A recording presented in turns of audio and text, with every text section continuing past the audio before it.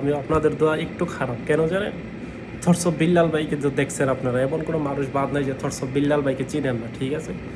তো থরসব বিল্লাল ভাইয়ের কিছুদিন আগে পেজটা নষ্ট করে ফেলছে আমরা বাঙালিরা, বুঝছেন? যেই হোক করছে, আমরা বাঙালির মধ্যেই করছে অবশ্যই, বাইরের কোনো মানুষ করে না।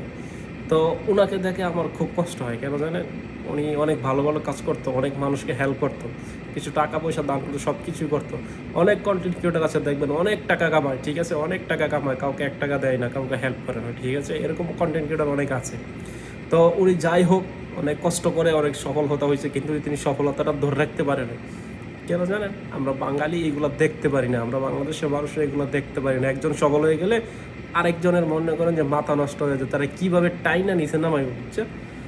তো আমরা বাঙালির কথা কয়ে লাভ নেই, আমরা বাঙালি যে কোনো জায়গাতে যাই একটা না একটা ঘটনা ঘটাই।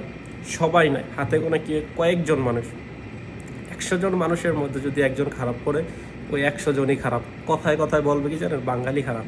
যেমন এই সৌদি আরবে দেখেন কিছুদিন ধরে অবস্থা খুবই খারাপ, বাঙালি আছে কিছু কিছু মানুষ বিষা দিয়ে আনে, ওইগুলো আটকায় রাখে, আইনা টাকা দান করে, ওটা করে গাড়ি চুরি করে লয়েছে গিয়ে সৌদি আরবের এই গাড়ি চুরি করে না।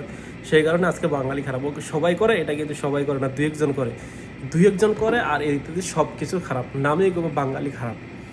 বাঙালি যদি নিজে থেকে ভালো না হয় তাহলে এদেরকে কোনোভাবেই ভালো করা সম্ভব না, ঠিক আছে? তবে থরসব বিল্লাল ভাইয়ের পেজটা নষ্ট করেছে, আমার কাছে খুব খারাপ লাগছে, মানে এত পরিমাণে খারাপ লাগছে। অনেক ইচ্ছা করছে যে কান্না করি, কিন্তু কিছু করার নাই, কান্না করে তো কোনো লাভ নাই। যাই হোক, উনি অনেক কষ্ট নিয়ে বলছে যে উনি আর কোনো সময় পেজ খুলবে না।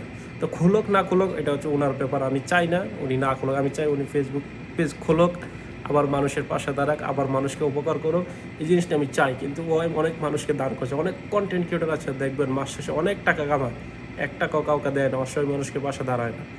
তো উনি অনেক মন মানসিকতা নিয়ে অনেক ইয়া নিয়ে কাজ করতো, অনেক মানুষকে দান করা করতো, আমার কাছে দেখে খুব ভালো লাগছে, ঠিক আছে, অনেক ভালো লাগছে।